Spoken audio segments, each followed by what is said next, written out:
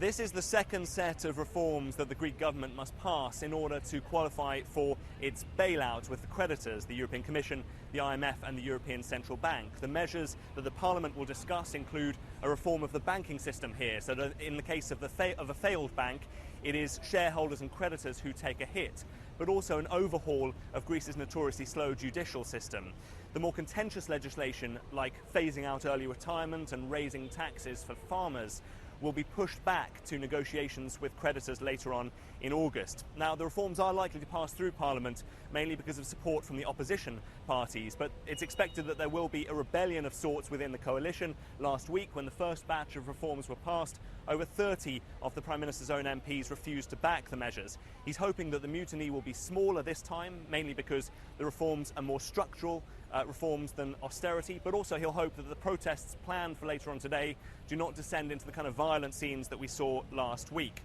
If Parliament passes the reforms, then the government will begin a process of negotiating the bailout with creditors that it hopes to conclude by the 20th of August, and which could unlock a bailout of up to 86 billion euros. But the government and the IMF insists that on top of the loan, there needs to be a serious discussion on restructuring Greece's debt to make it viable and to give this country a hope, at least, of emerging from its worst financial crisis in living memory.